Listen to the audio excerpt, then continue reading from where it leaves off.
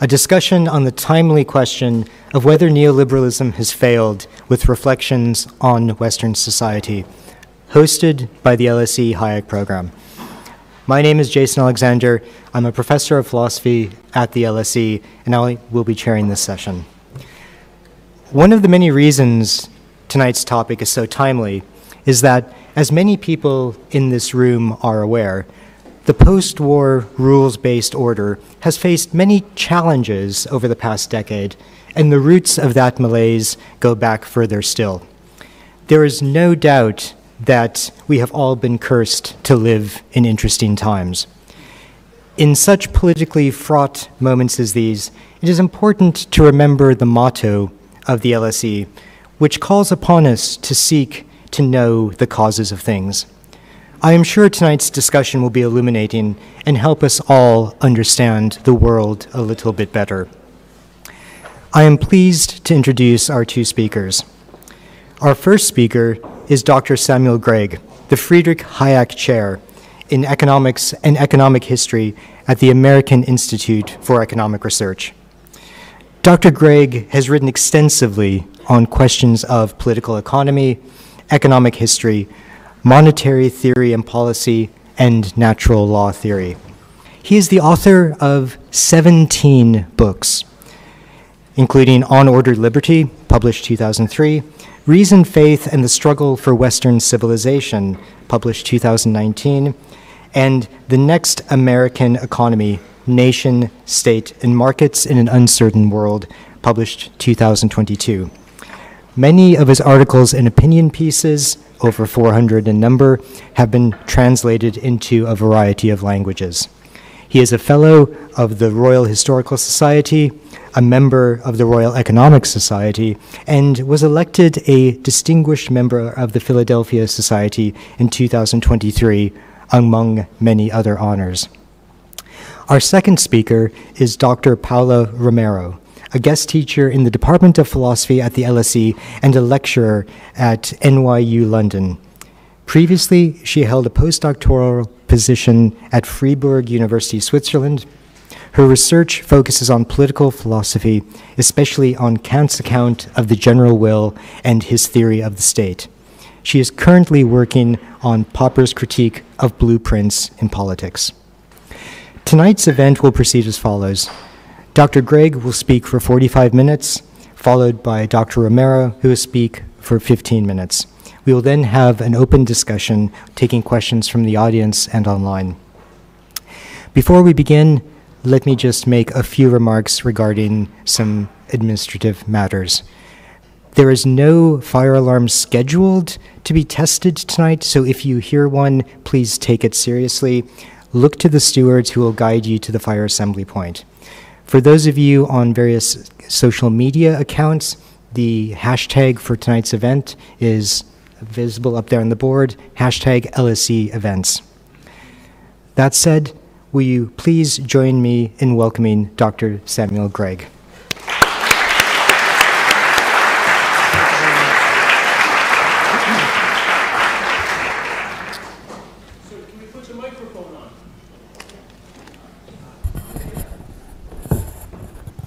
Can you hear me?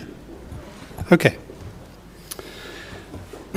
Well, let me begin by thanking for the very kind remarks, but also thanking the Hayek program in economics and liberal political economy for hosting my lecture. It's a pleasure to be here.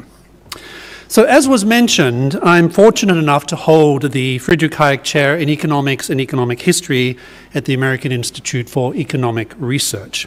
Now, one reason I say this is that Hayek was Tuke Professor of Economic Science and Statistics here at the LSE from 1931 until 1950.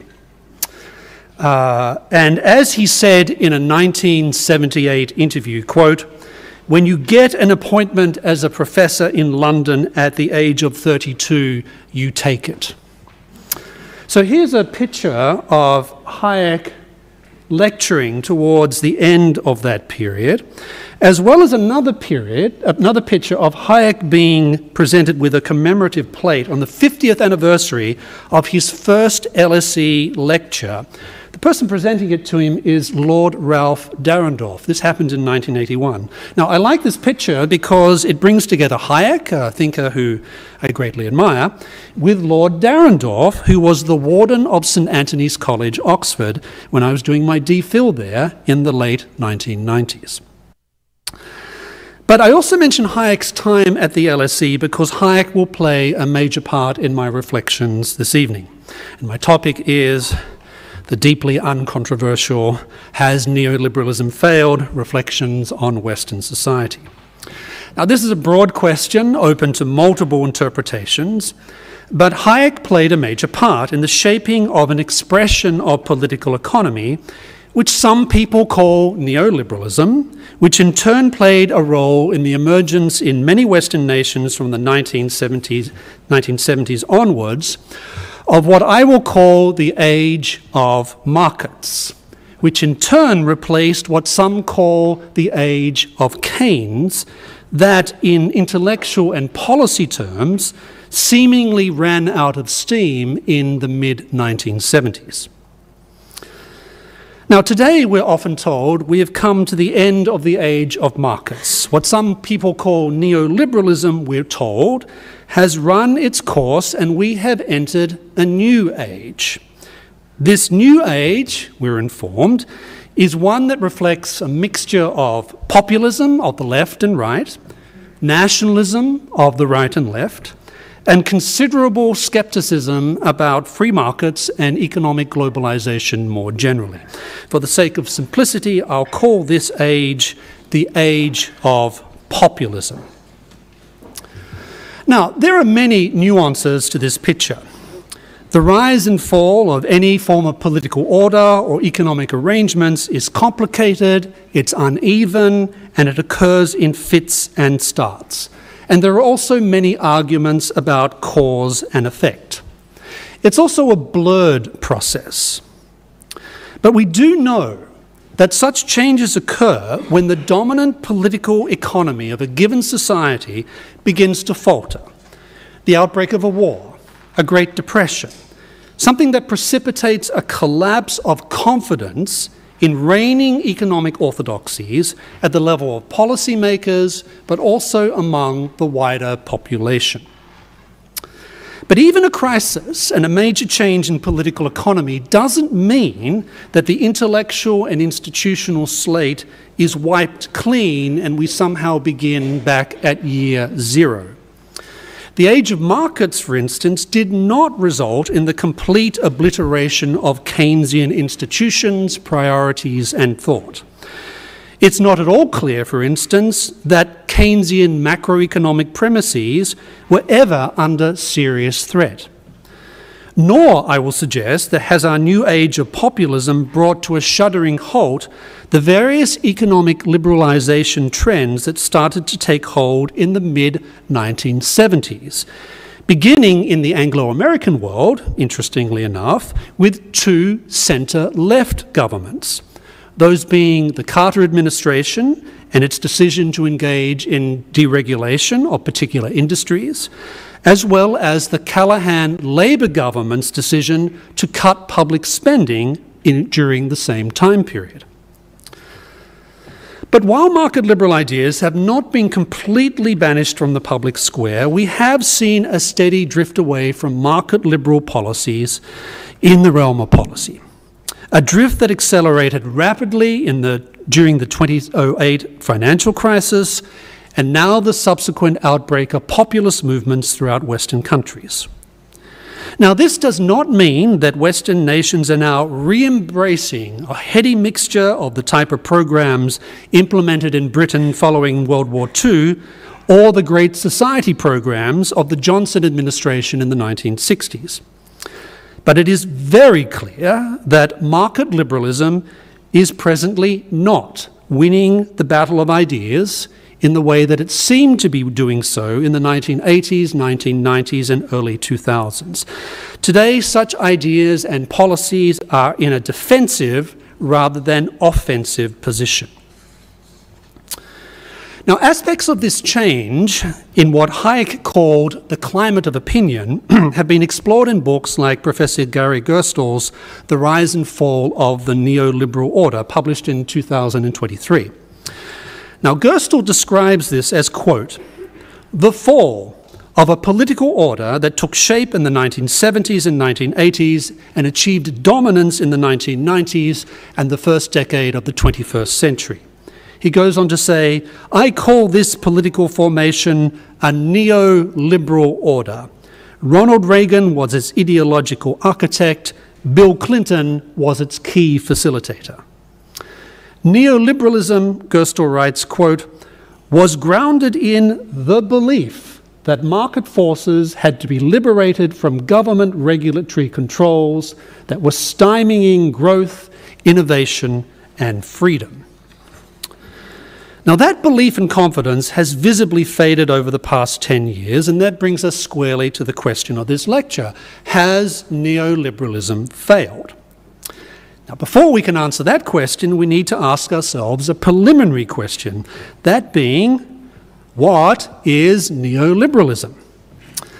Now, it's telling that, as you can see from this analysis of data, produced by my friend, the political economist Philip Magnus, the expression neoliberalism really doesn't enter common parlance until around about 1992.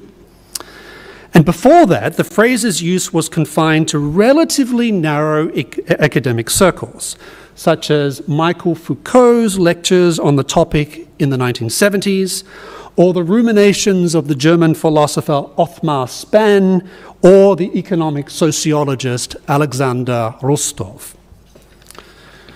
Now, the history of the origins and the use of the expression is a separate discussion in itself, but suffice to say, I think today the phrase neoliberalism is almost always used in a pejorative manner.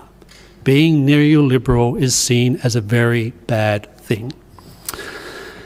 Now, for that said, I think for our purposes, there are two ways in which the term neoliberalism has a descriptive function. First, neoliberalism may be used to describe an intellectual agenda, first launched in the 1930s to revive classical liberal thought and political economy. It describes a general effort on the part of economists, historians, philosophers, journalists, and what we today would call public intellectuals to refit and rethink classical liberalism for the conditions of the world that emerged after World War I, an event which, combined with the Great Depression, was widely perceived as having discredited classical liberal economics and political economy. Now, this rethinking involved an effort by mid-20th century classical liberals to respond to the rise of socialism and the new way of economic thinking that came to be called Keynesianism, and to do so in a manner that acknowledged past mistakes of classical liberals, addressed new challenges, and perhaps above all, which aimed to re-establish the legitimacy of classical liberal political economy as a reference point for political and economic debate. Now, that word legitimacy is very important, and I'll return later to its significance. Suffice to say, the effort to rethink classical liberal economic ideas was primarily undertaken by scholars with strong economic credentials, but who had also experienced the type of education of early 20th century upper middle class men that equipped them to think in an interdisciplinary way and to draw upon modern and classical thinking in doing so. So this very small group of people, initially from Western Europe and then gradually supplanted by Americans, were for the most part clear that they did not believe that a revival of classical liberal thought meant simply going back to 19th century classical liberal political economy. Now, as some of you, I suspect, know, there were two key meetings that played a role in this rethinking. The first was the Colloque Volta-Lippmann, held in Paris in 1937. The second was the first meeting of what came to be called the Montpellier Society in 1947 in Switzerland.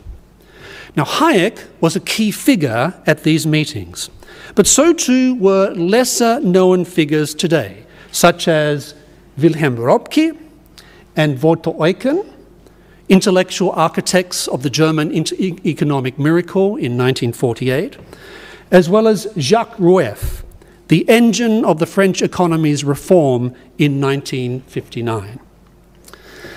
Now, there are many things that are curious about these meetings. One is that the transcripts of the proceedings show us that the participants were very interested in non-economic subjects.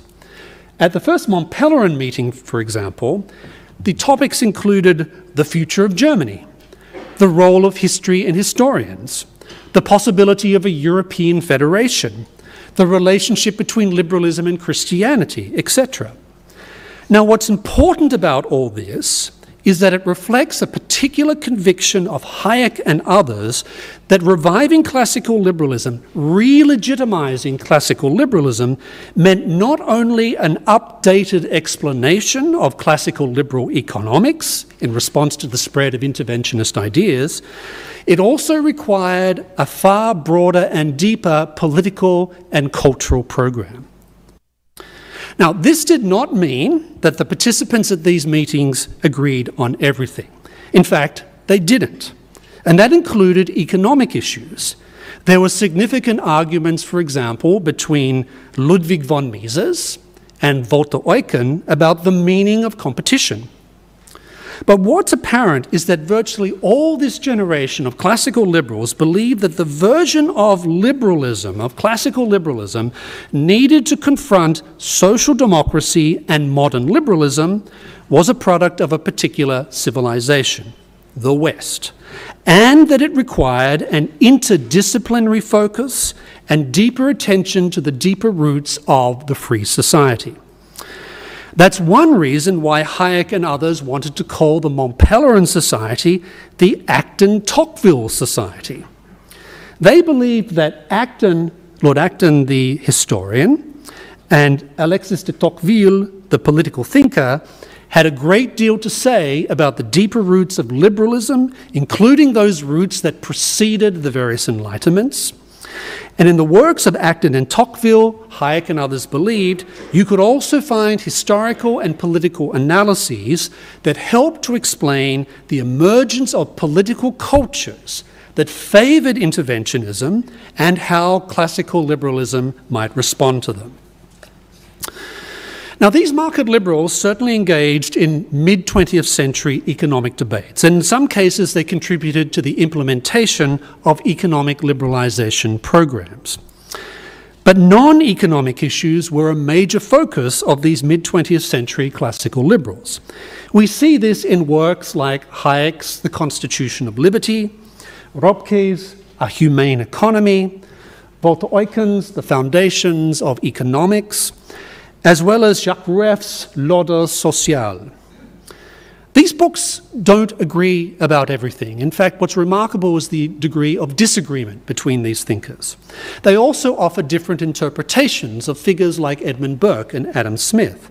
Nonetheless, they were in agreement about the importance of developing a diagnosis of what they thought had gone wrong in 19th century liberal Europe, of the importance of exploring the deeper cultural roots of this turn to interventionism, and of determining where and how classical liberalism might have to change, and how it could re-establish a type of intellectual ascendancy in realms that included but also went beyond economics.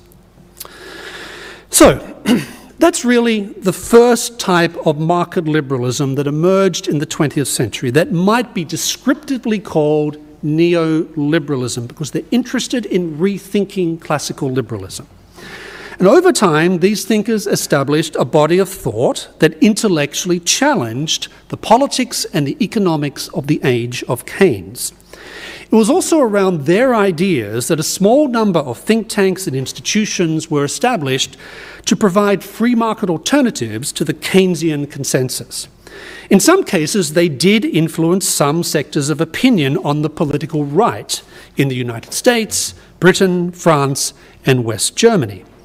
Wilhelm Röpke, for example, was very close to Konrad Adenauer and even closer to Ludwig Erhard, while Jacques Rueff was an unofficial advisor on economic policy to Charles de Gaulle. And this is where I think we start to get to the question of what constitutes the successes or failures of what we're calling neoliberalism in Western societies. Is it a success to re-establish a body of liberal market thought and institutions that offered alternatives to interventionism? In some senses, yes, that's a success. Or should we consider this a failure, insofar as that it is at best unclear that these ideas and institutions came anywhere near to re-establishing the type of intellectual dominance that classical liberal ideas achieved for periods of time in 19th century Anglo-American and European worlds. So, on that note, let's turn to the second way in which we might use neoliberalism in a descriptive way, which is the turn away from neo-Keynesian policies, or at least the emergence of significant free market challenges to interventionist policies that started taking off in the late 1970s. Whereas Hayek functions as a standard bearer for the first expression of neoliberalism, I think another economist, and I think it fair to say someone more narrowly focused on economics, serves as a representative figure for the second descriptor of neoliberalism, that being the economist Milton Friedman, seated here with George Shultz and Richard Nixon in the 1970s. Now, in his book, The Great Persuasion, the historian Angus Bergen argues, I think convincingly, that by the late 1960s, Friedman had begun to supplant Hayek as the dominant figure in market liberal circles, and most certainly in the Montpellier Society. A reflection of Friedman's ascendancy, I'd suggest, was the way in which a focus on economics steadily crowded out some of the interdisciplinary emphases on philosophy, law, and history that had preoccupied Hayek. Now, in one sense, economics was always going to dominate 20th century classical liberalism. Economic topics were central to all the meetings of the Montpellier Society, and still are. But with the shift of the epicenter of classical liberalism from Europe to America, and the ascendancy of the Chicago School in the 1960s associated with Friedman and others like Gary Becker, non-economic topics received less attention. But this shift also had something to do with the times. By the late 1970s, many Western economies were mired in stagnation, unemployment, and economic growth had stalled. But the shift also owed something to the decision of prominent market liberals, most notably Friedman, to promote rather aggressively free market policies in the realm of politics that in varying ways came to be followed, usually inconsistently, by parties of the left and the right throughout the Western world. These governments were looking for solutions to their nation's economic problems, and market liberals like Friedman seemed to offer concrete solutions. You see him here talking to Richard Nixon, and Nixon basically ignored him. But the point is, he's in the Oval Office talking to Richard Nixon about economic policy. So let's look at some of these policies. First, trade liberalization. After World War II, America committed itself to trade liberalization, partly for its own national security reasons, but also because it was a way of continuing a policy that had preoccupied American policymakers all the way back to the 1790s, which was to gain access to foreign markets for American goods. But in the 1970s and 1980s, this process accelerated across the world. In many countries, it also went together with emergent skepticism about industrial policy. Second, the freeing up, the liberalization of domestic and international capital markets and the freeing up of exchange rates. Third, an emphasis upon monetary stability and strong anti-inflation stances. Fourth, personal and corporate tax cuts. This was pursued in the United States, especially under the Reagan administration, but also in other countries. Labour governments in Australia and New Zealand, for example, delivered substantive reductions in taxation. Fifth, privatisation and deregulation. The selling off of state enterprises, the opening up of competition into economic sectors previously dominated by state monopolies, and the substantial deregulation of significant economic sectors. Sixth, an effort to streamline and reduce welfare programs, public spending more generally, and to reduce the state's size of GDP consumption. Seventh, a concerted effort to reduce trade union power. This is something that Hayek had always insisted upon, both from the standpoint of rule of law, because he thought that trade unions were being accorded legal privileges, but also because market liberals believed that inflation and unemployment were exacerbated by an ever upward increase in wages pushed by unions that were not matched by productivity increases. Now, during this period, trade unionism in most Western countries was already in decline, as many people started moving into economic sectors with weaker traditions of trade unionism. Membership of the National Union of Miners, for instance, was already in decline in the 1970s. Likewise, trade union membership had begun declining in countries like America and Australia during this period. Nonetheless, the diminishment of trade union power was a major part of the market liberal agenda.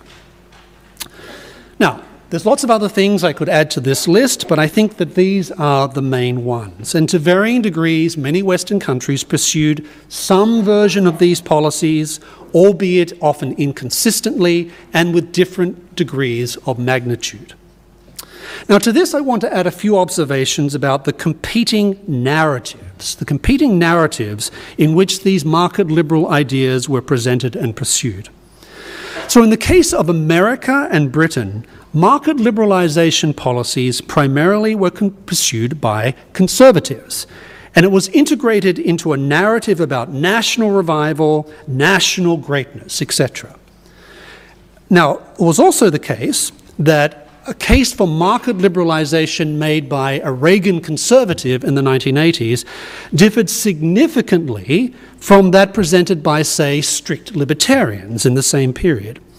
For Reagan conservatives, free markets were associated with an argument for a particular vision of America that drew upon narratives of American greatness, moral regeneration, anti-communism, and traditional American skepticism about government. Strict libertarians, on the other hand, linked their arguments to agendas of personal liberation, cosmopolitanism, and the promotion of societies free of prescribed social roles. Not dissimilar, ironically enough, from ideas that preoccupied the Bloomsbury set to which Hayek's intellectual nemesis, John Maynard Keynes, belonged for most of his life. In the case of market liberalisation pursued by Labour governments in countries like New Zealand and Australia, the messaging, the narrative was very different. It was presented as removing privileges, of forcing businesses to compete, and of lowering the price of goods and services to make them more accessible to less economically well-off people. Overshadowing all these narratives was an even broader narrative, one heavily shaped by the collapse of communist regimes. The manifest failure of central planning played a major role in undermining the credibility of the starkest alternatives to market liberalism. Now, that development, I think, is crucial for understanding the background to Francis Fukuyama's The End of History and the Last Man. History, the argument meant, was ending in liberal democracy and market economies, and it was really just a question of how fast that occurred. So let's move to assessing neoliberalism.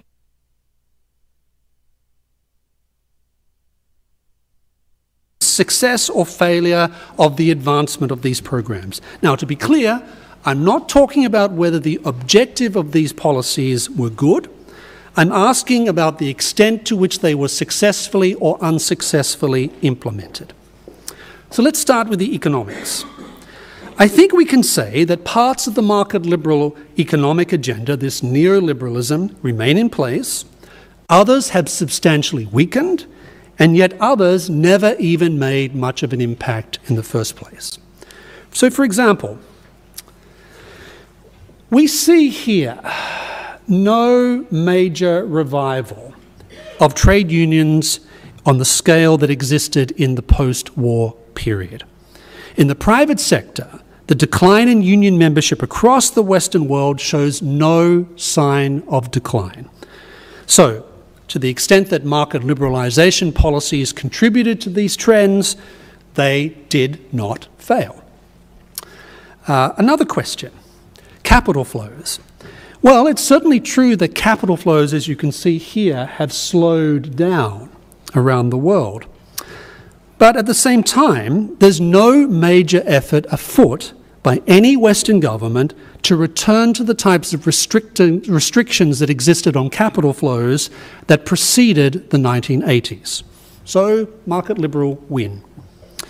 Something similar, I think, can be said about trade liberalisation. In this recent article by the economist Barry Eichengreen, he points out, quote, that bilateral trade between the world's two largest economies, China and America, has been slowing relative to global trade.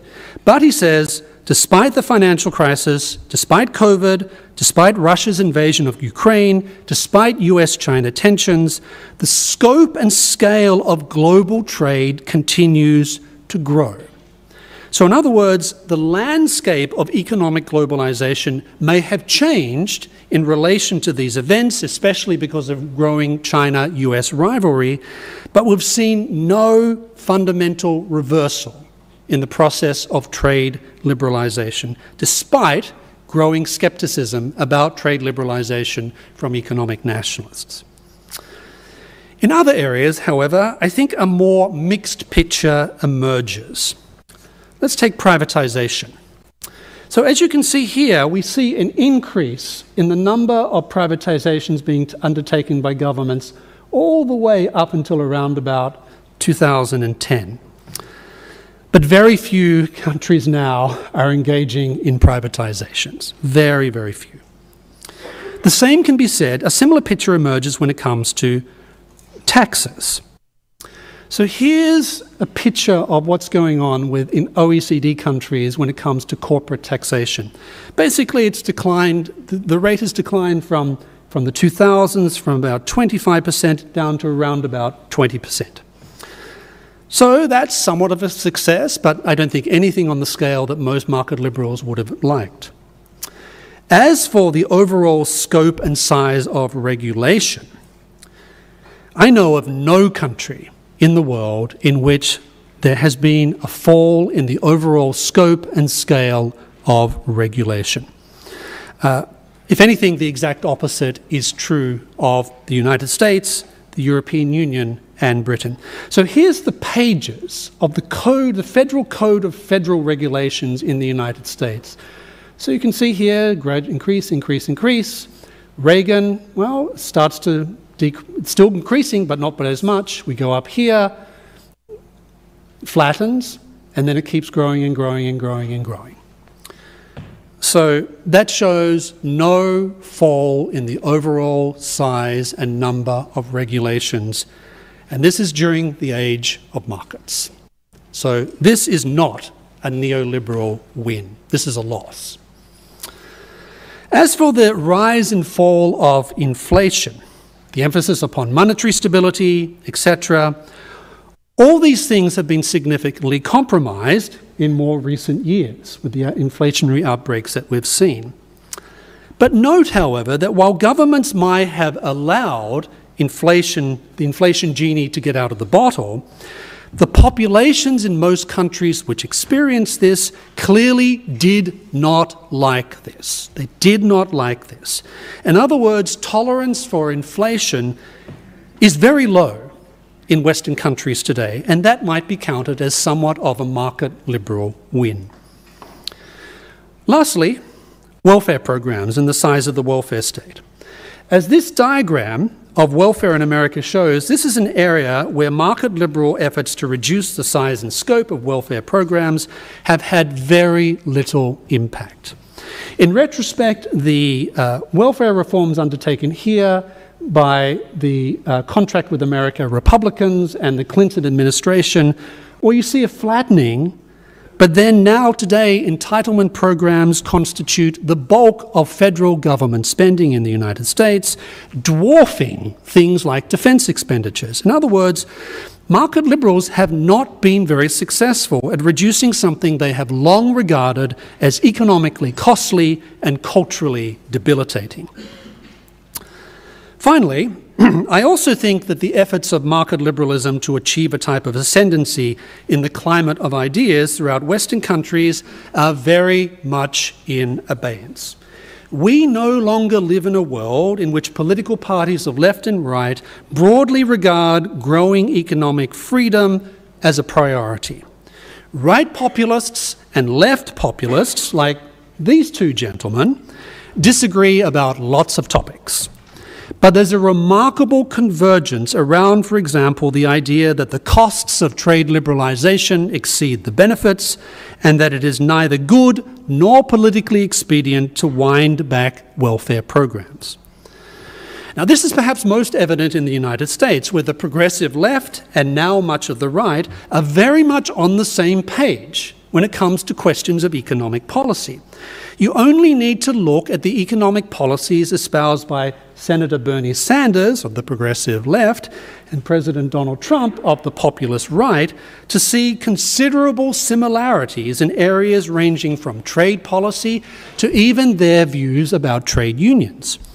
They also articulate a very similar narrative, the narrative that specific sectors of the American economy and particular regions of America have been hollowed out as a consequence of trade liberalisation. The populist right has been remarkably successful in linking the idea of America and American greatness to protectionist policies and the wider use of industrial policy. The populist left have similarly been successful in associating free trade with the interests of the wealthy and protectionism with the interests of the less well-off.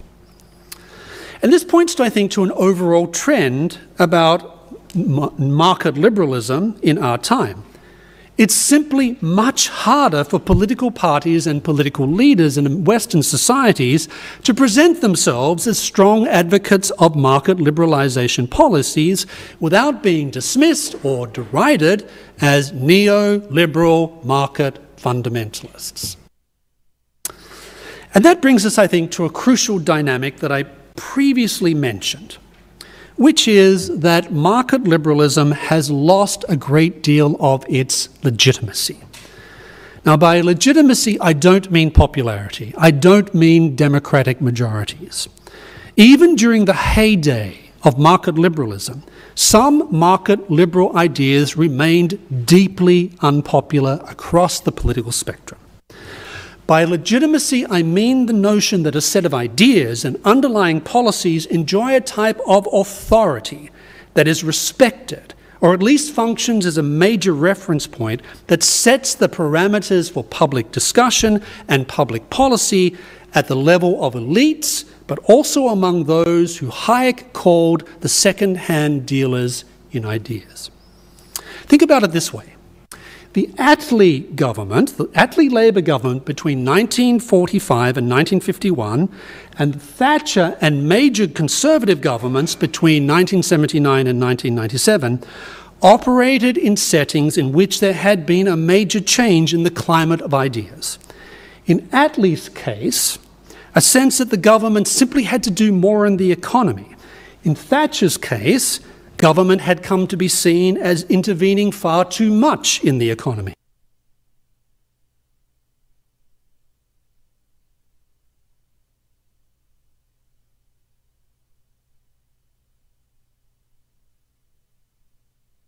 Climate of ideas helped ensure that their successor governments, those of Winston Churchill and Tony Blair respectively, reflected considerable continuity at the level of economic policy with their immediate predecessors. So I think a key attribute of this is to think about it this way. The ability of an ideological dominant movement, its success can be measured in terms of its ability to bend the other side to its will. So that Tony Blair is a sort of free market guy in a way that Winston Churchill in 1951 was not.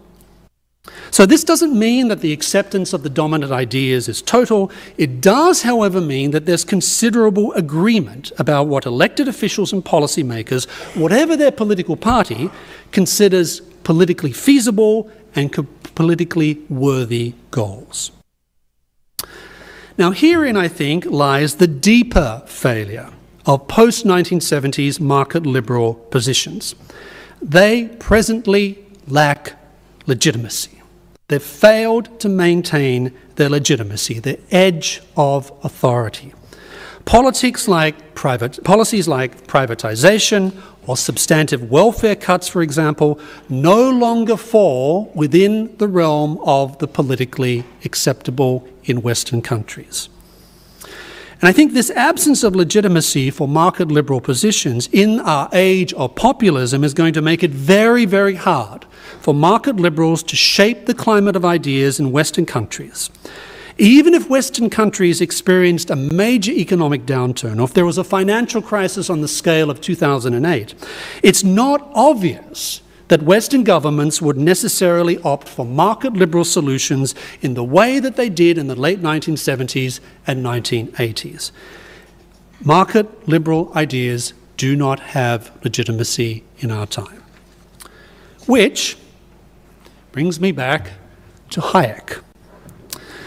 One of the many insights that Hayek had in the 1930s and 1940s was that market liberalism required rethinking if it was to regain legitimacy, and that market liberalism, he understood, could not simply replicate the past world of 19th century liberal Europe, let alone the world of 19th century liberal England that Hayek loved so much, but which even he recognized had died several decades before Hayek even set foot in the LSE.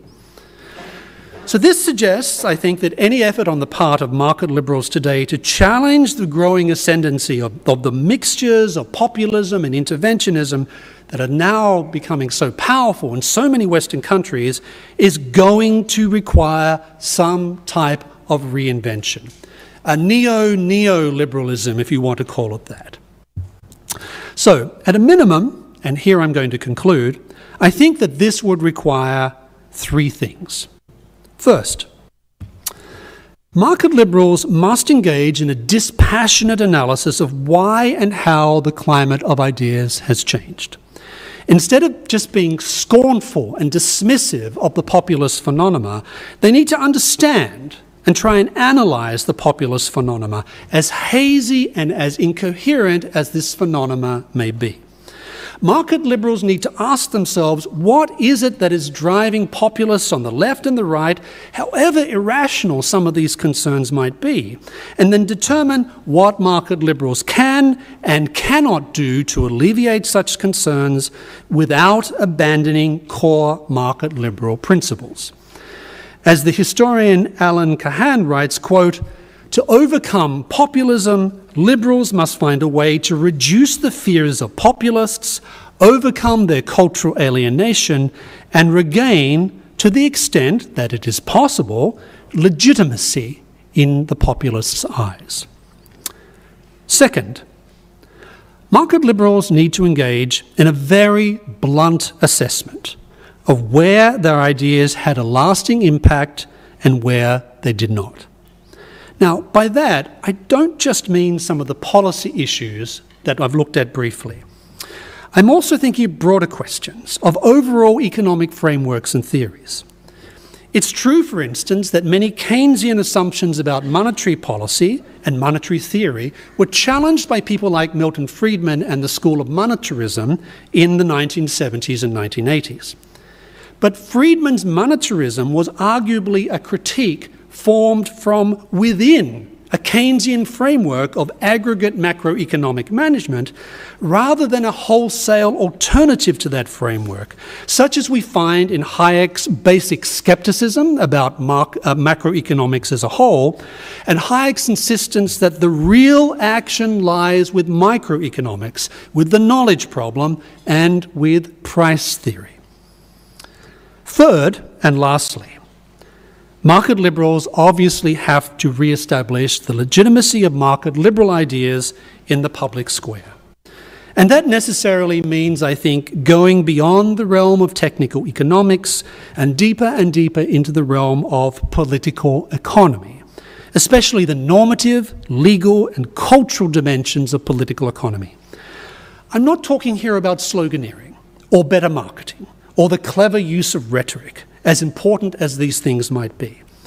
Rather, I have in mind something similar to the type of deeper and lasting exercise undertaken by people like Adam Smith and movements such as the Scottish Enlightenment, an endeavour that was informed by a civilizational vision that included a new economic realm, an economic rationale to explain that world, but also powerful normative explanations about why that world would represent improvement on the present.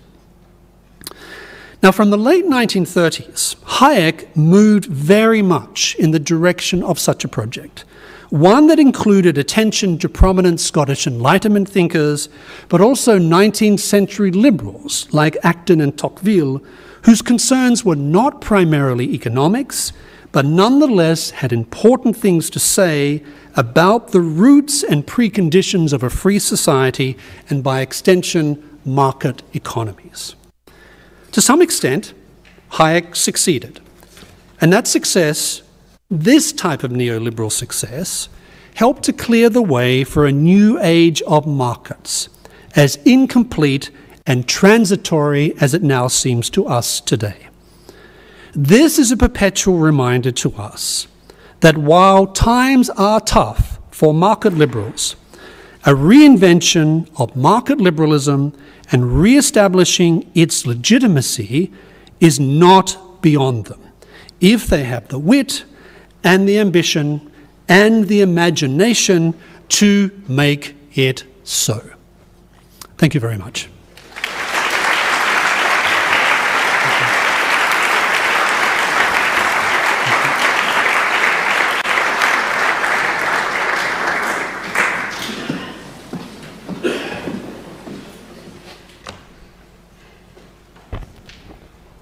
It's very difficult to follow up on that, and I agree on the suggestions, Samuel, and thank you. So I'm just going to try to add something to this general picture.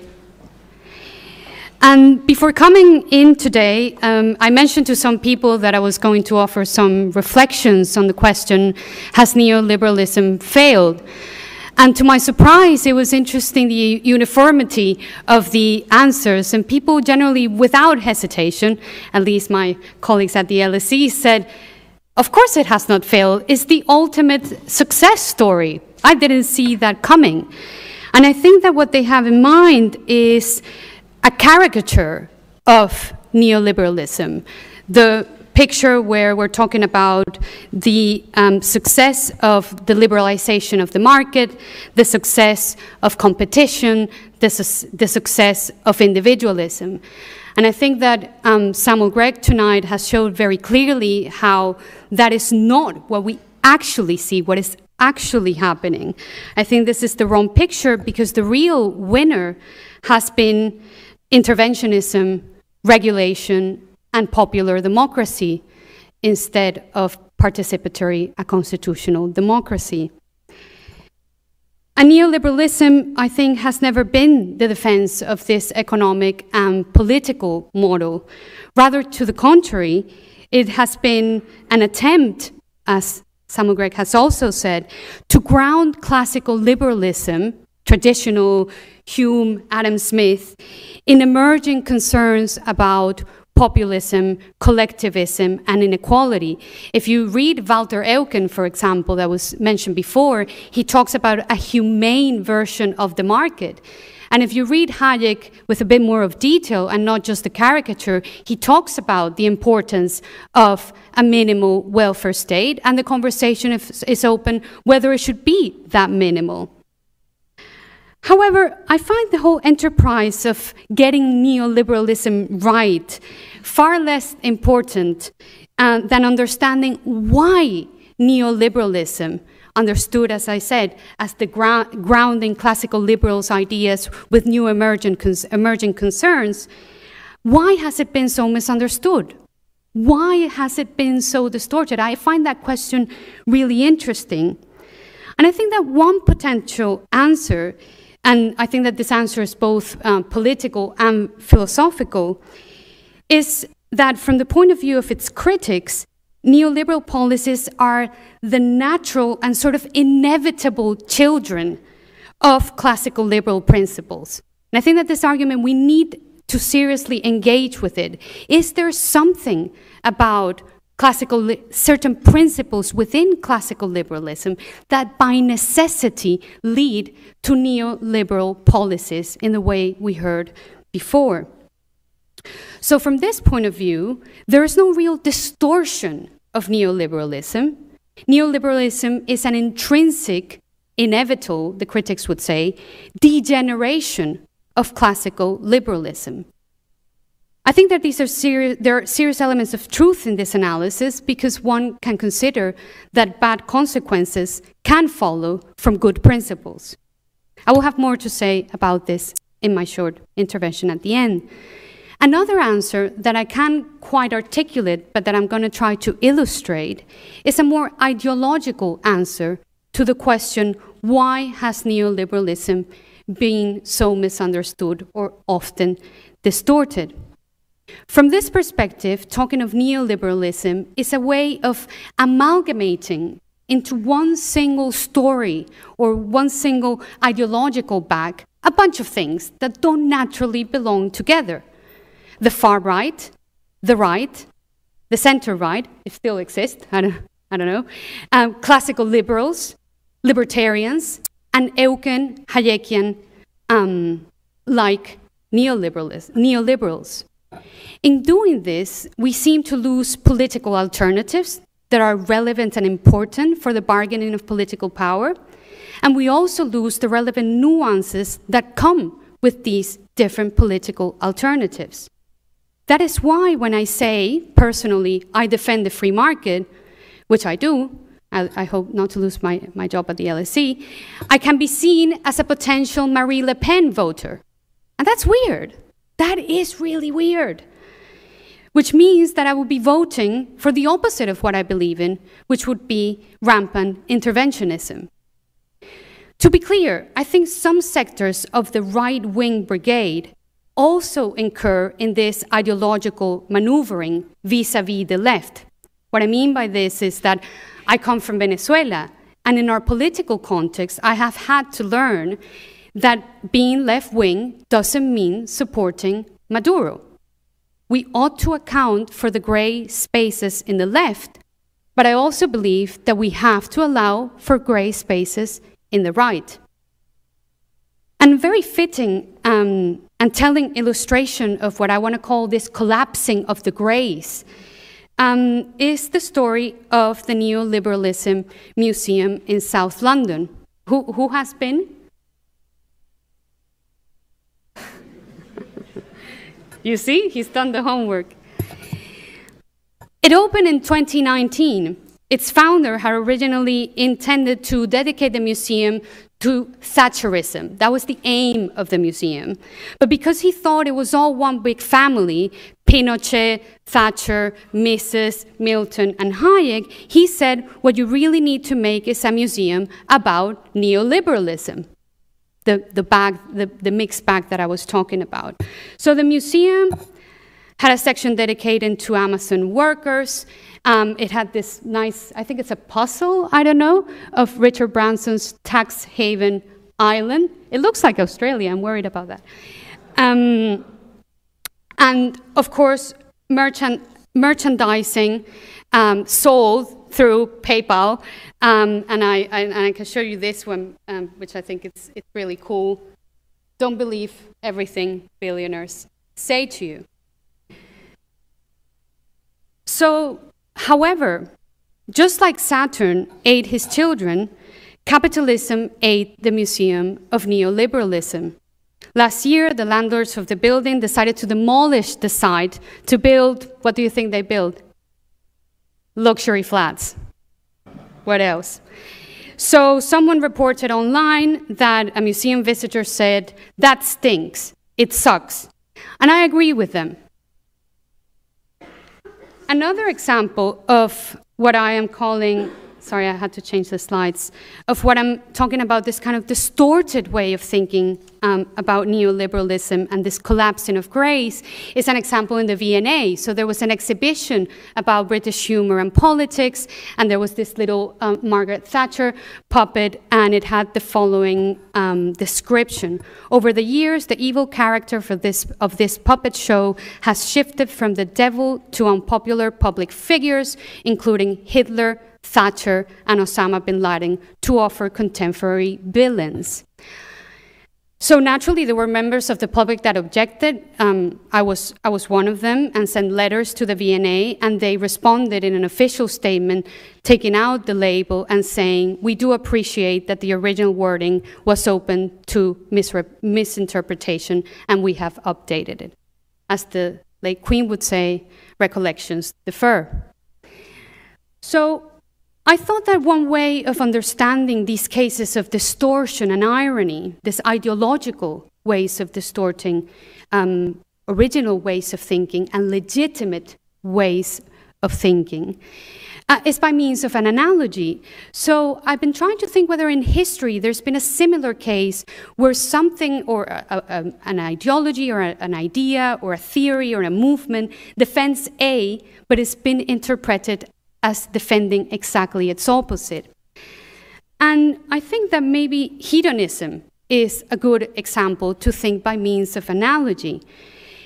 We tend to think of Epicureanism as the defense of pleasure, the exaltations of the joys of life, and the sort of do today and don't think about tomorrow hedonism. Actually, Epicurus was advocating exactly the opposite. Pleasure and sensations are the roots of suffering,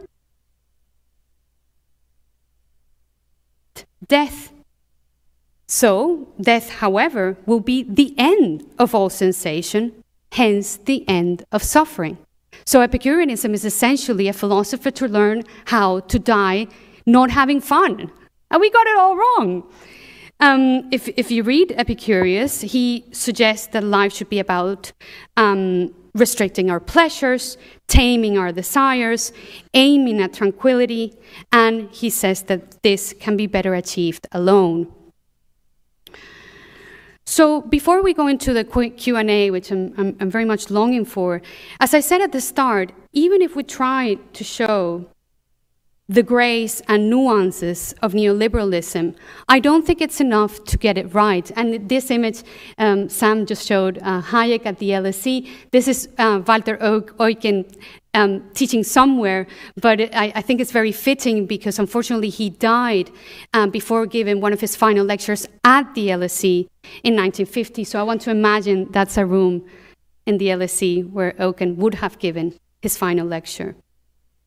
I think that as liberals, we're wasting too much time trying to show, what is wrong, as I said, with neoliberalism and how to get it right. What we should do, what I suggest we should do instead, is to do 2 amendments in addition to the 3 things that Samuel Gregg rightly invited us to do.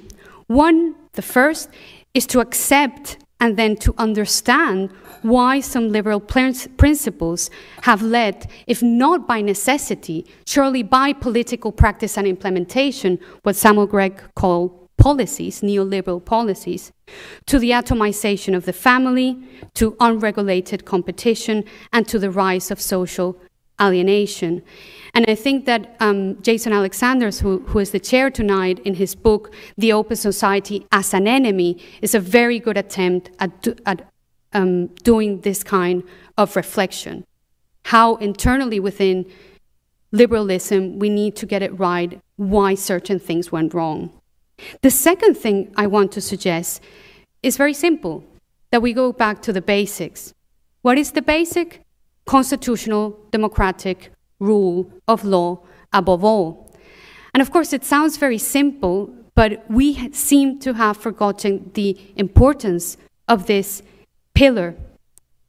Once we agree again on that basic principle, then we can go back to the boxing ring and have a fight over whether the state should be big or should be small, or whether markets enhance freedom or limit it. I hope neoliberals, in the sense discussed tonight, will win that ideological fight. But again, it's an open competition. Thank you.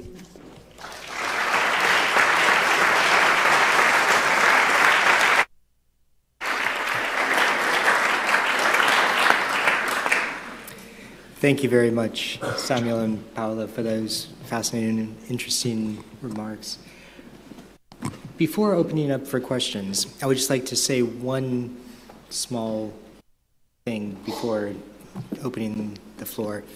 When you ask a question, please ensure to make it concise and to make it a question, just so that we can ensure that we get the greatest number of participants possible.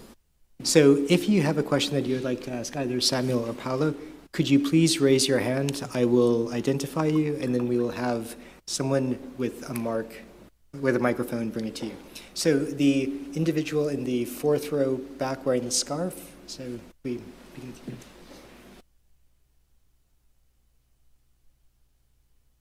Hi, thank you very much for the talk. A question to both of you is, in the thinking of Friedman and Hayek, where did third world countries play a role and the newly independent nations and former colonies?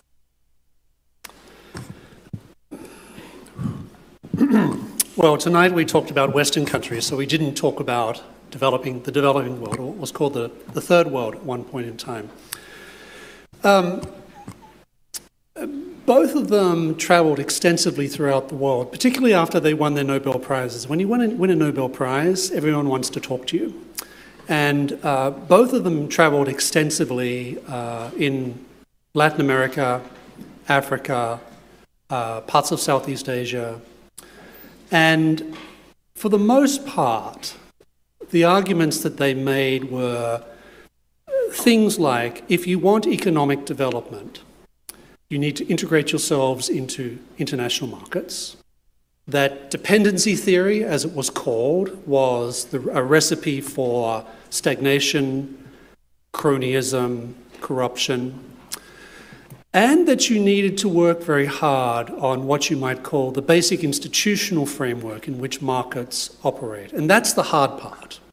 It's very hard to establish things like what we would call rule of law, general principles, universally applicable, etc., and the institutional framework that supports that and the protections that that needs in societies that have either at best checkered histories of that or no history whatsoever of those things at all, or societies in which things like rule of law had come to be seen as, well, that's what the rich people do. That's how they live their lives, and it's a form of oppression for the rest of us.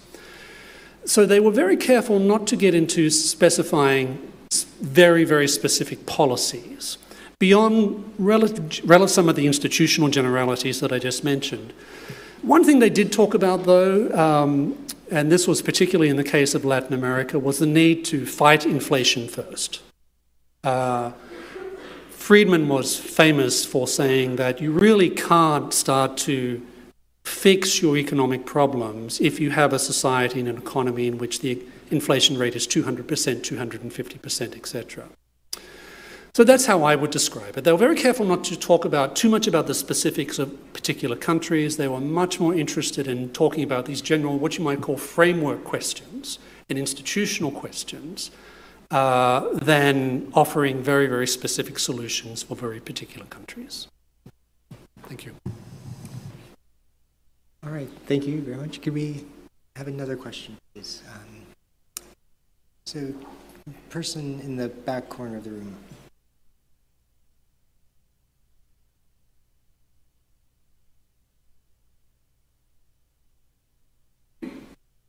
Yeah, thank you. Very fascinating presentation. But I was a bit disappointed there's no mention of inequality. Inequality as an outcome, if you like, from the neoliberal project. And some people claim that that was one of its greatest failures, really, that the neoliberal model was taken to such extreme that it brought about such inequalities which may have corrupted democracy itself and brought about populism. So just a question about the outcome of inequality and the extent to which you think that was part of the failure of the neoliberal model taken to its extreme. So I'll say a couple of things. One is that there was one form of equality that neoliberals were very concerned about, and that was rule of law. The idea that everyone is equal before the law, regardless of their social status, wealth, colour, creed, etc.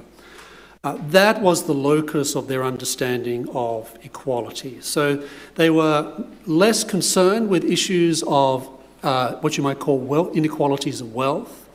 They did talk about the need for, in Hayek's case, he certainly talked about the need for a minimal welfare state. But liberty and equality before the law were the primary normative things that they talked about. So that's the first thing. The second thing you have to ask is, there's a lot of disputes about the question of inequality, economic inequality, for example. This is something that is going on in the United States right now, and the argument is that trade liberalization, for example, has negatively affected particular regions of the United States because they were traditionally reliant upon manufacturing, etc., and that the coasts which are much more service-orientated, etc., have benefited immensely from this. So you have very rich coasts and a centre that is considerably economically poorer. Well, that's the argument that you hear. But there are a lot of people that dispute that would say, actually, manufacturing workers are doing fine. They're just fewer of them because of technological change.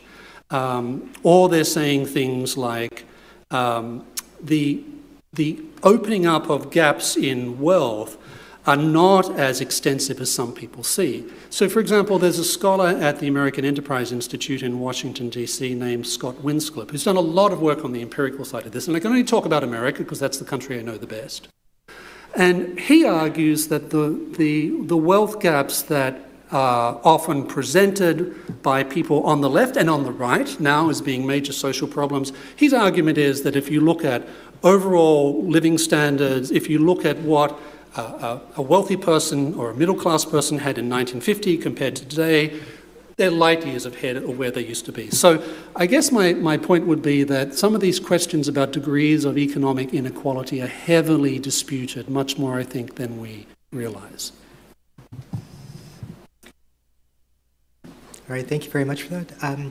Before taking a few more questions from the room, let's have a question from the online audience. So, Brian? All right, there is a question. Yeah, so there's a question from an LSE alumni, James Rice. He asks, in an era marked by resurgent economic nationalism, inequality and populism against globalization, do you believe the intellectual framework of Hayek and Friedman remains adequate?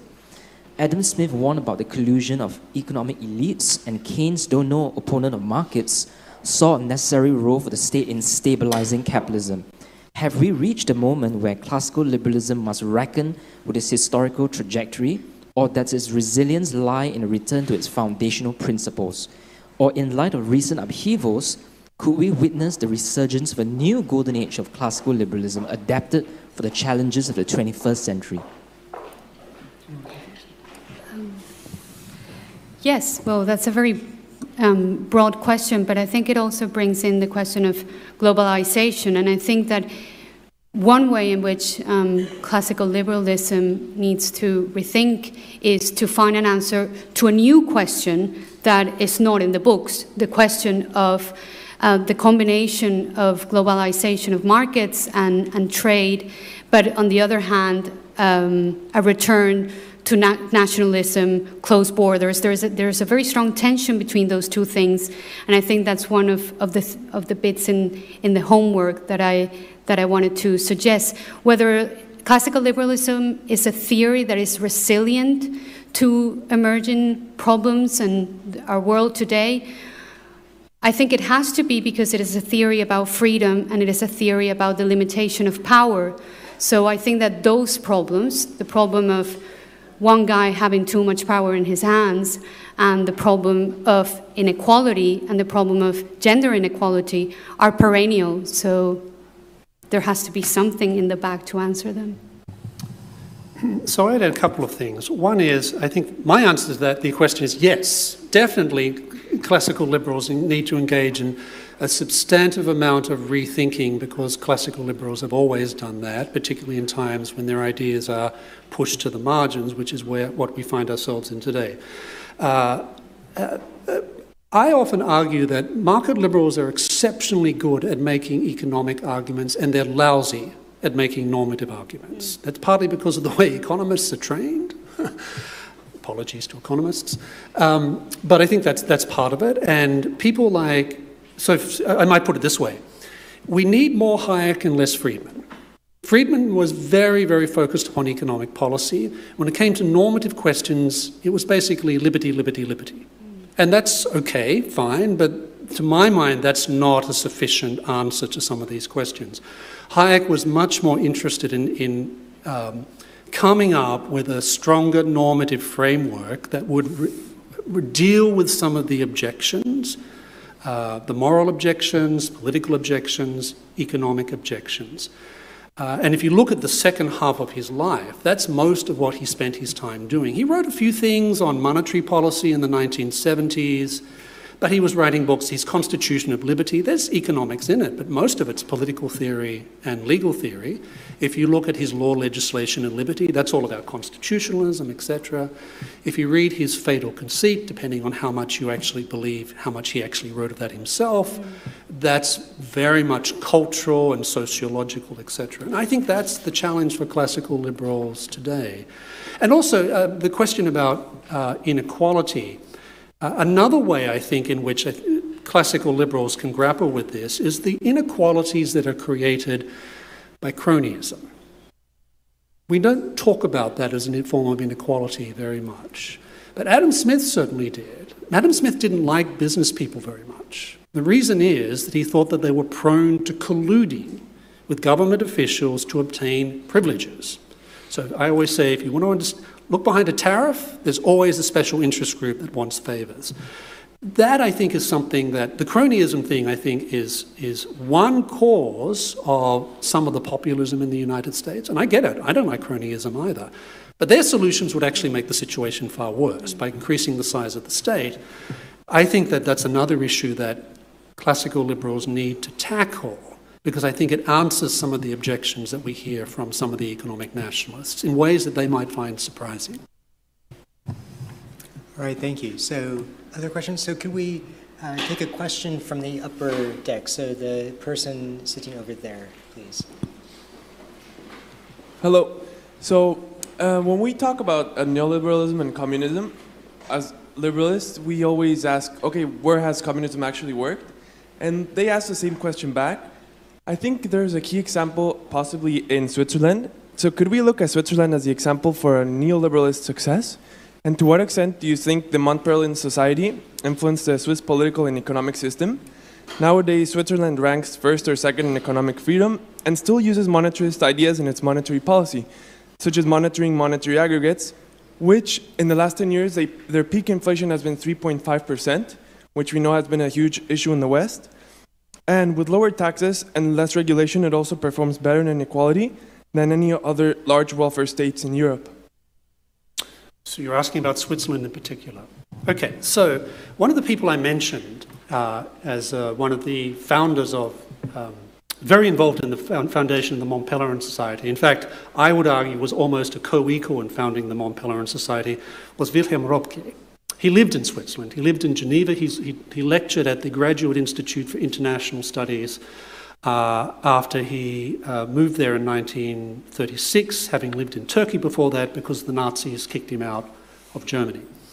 And he used Switzerland as a bit of a model for the type of society that he thought would fit this classical liberal model. And some of the things he identified were some of the things that you mentioned, things like monetary stability, tremendous emphasis upon that, controls on welfare, etc. But the other thing that he stressed, which I think is a lesson for us today, is decentralization, the decentralization of power. And Switzerland, of course, is the exemplar in many respects of a decentralized federalist system that works and puts political power much more in the hands of local communities, etc., that have to make decisions that affect themselves, and they can't just be, the cost just can't be passed on to other people.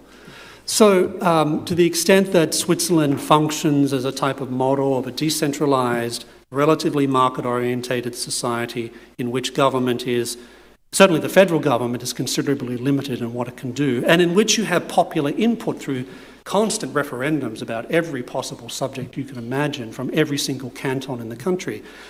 Switzerland, I think, is actually not a bad example of a classical liberal success story. Now, I'm not sure that people in Switzerland would necessarily describe it like that, but when you look at the features, the institutional and cultural and political features, there's something to be said for that.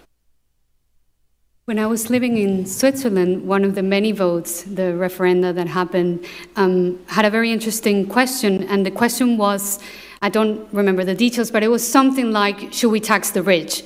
I don't know if it was the top 5% or how much, and I think the vote was very, very high in favor of not taxing the rich, and I think that was very revealing for me of the idea that people have the ambition and the longing to earn well and not be taxed. All right, thank you. So, other questions? So, can we get a question from that person there, right? Hi, thank you for a great presentation. My question is both to Samuel and Paula, if you would like to answer.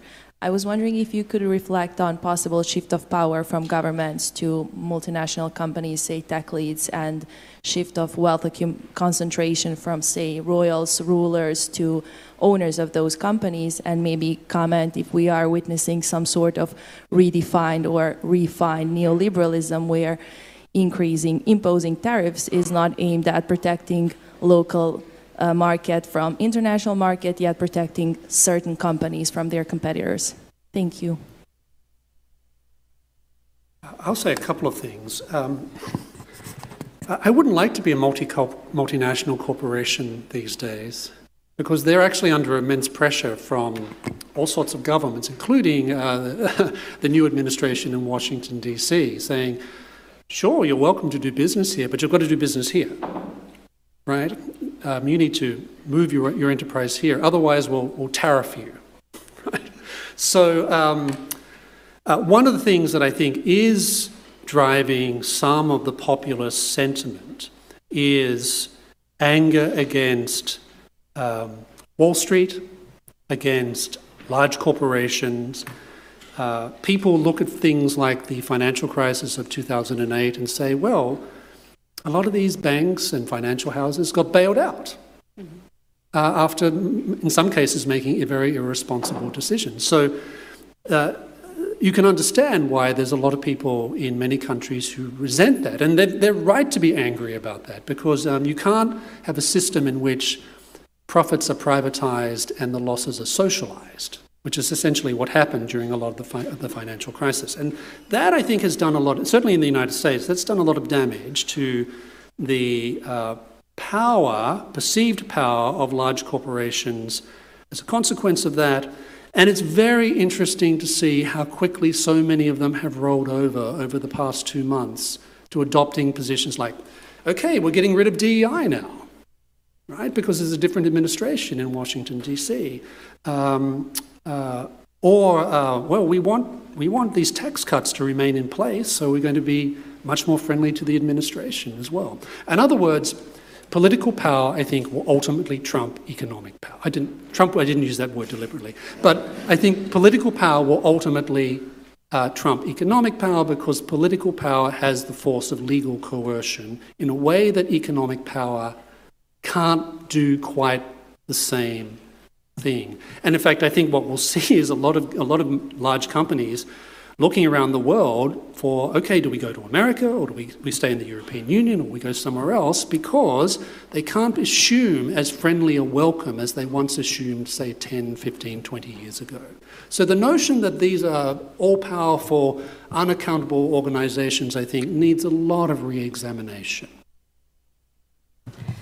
And I share your worry, and I think that one interesting thing of our times that we need to understand is this relationship between tech, money, and power. I think we've never seen before the alliance of money and power have always slept well together, but the element of tech in this equation. And it makes me think, in the spirit of your question, of Plato's analysis of the generation of regimes. So he was very worried about oligarchy, so the power of the very few, but also plutocracy, which is the power of the rich. Of course, his response to that was a critique of democracy. And I think that the response should be democratic, but in the participatory and not popular sense. All right, thank you. So, other questions? So, is it possible to take a question from the online audience? Oh, okay. So, question from that person there in the front. Hey, I was just wondering, what do you think is the cause of the PR issue for liberalism or neoliberalism? Like, if we've largely accepted loads of the teachings, why do people think it's failed? Oh, have we got time for another lecture? So I have a few thoughts on that. I'm sure Paolo has as well. I think the financial crisis did enormous damage to capitalism per se.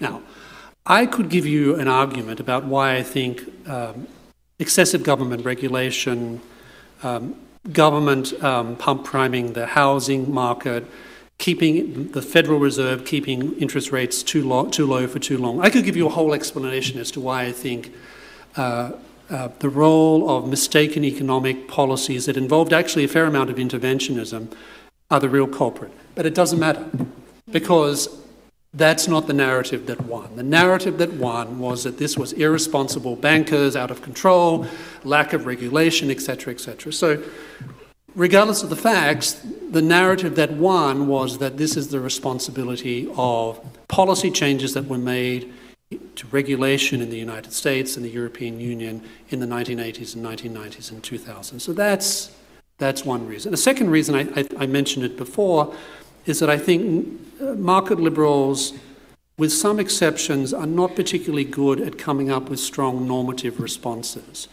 Market liberals are very good at coming up with, this is the policy, and you can see it, this graph, it works out this way, we've got equilibrium, it's working, let's make money. But that's not satisfying to lots of people, because human beings are not homo economicals.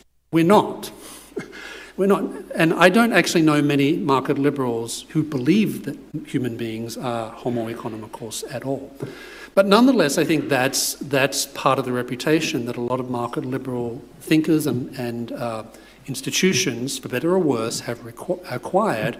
And the problem on the market liberal side is that they haven't sufficiently addressed this. It's just not enough to win an argument with economic logic and rationale alone. That's super important, but it's not enough, because we're more than just economic beings. And classical liberals like Hayek and Robke and Eucken understood this. I like the way you phrase it as a PR issue. I think that maybe we should just invest some money and get some advice.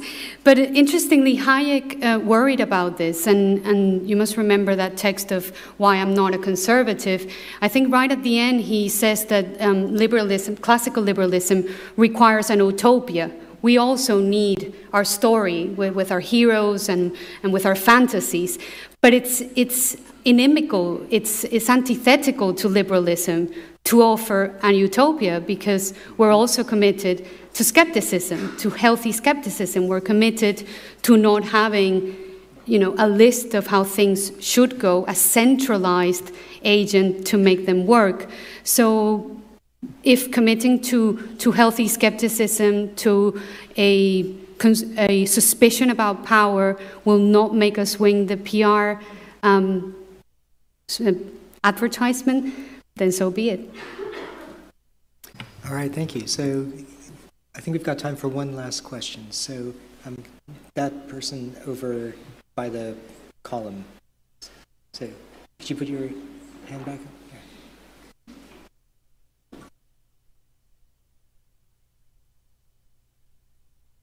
Thank you very much. Thank you very much for the speech today. How far into sort of market economics can you get before you get into this sort of Ayn Rand world, and that sort of, which to me is quite scary? I'm not a fan of Rand. I won't bore you with the details, but if you're asking, there's several ways I could take your question. One is, are you asking how far is it before market liberalism ends up in a type of Gordon Gekko greed is good world?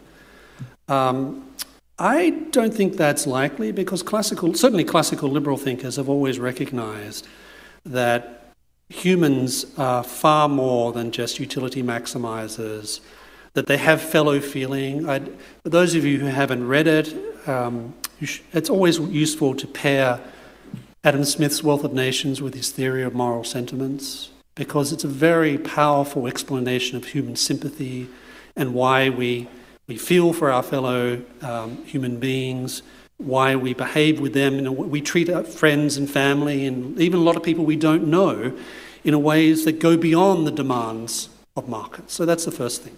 The second thing is that we live in highly regulated, economically speaking, societies. In fact, I think it's getting worse. We live in highly bureaucratized societies.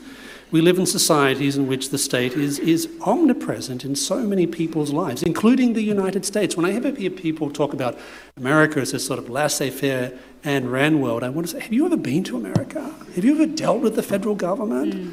Do you know how bad public spending is? Do you understand how inefficient, et cetera, et cetera?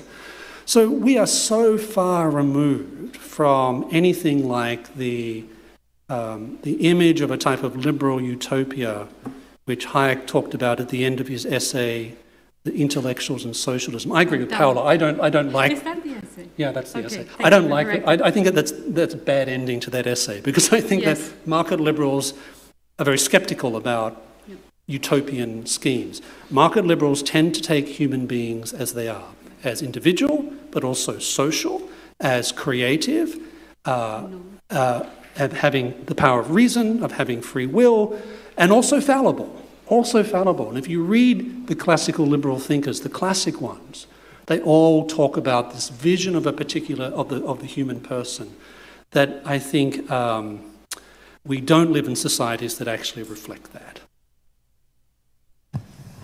All right, thank you very much for that. And with that, I'm afraid I have to draw this session to a close. I know that there were many more questions that people weren't able to ask, but could I just ask you please to join me in thanking our speakers for a really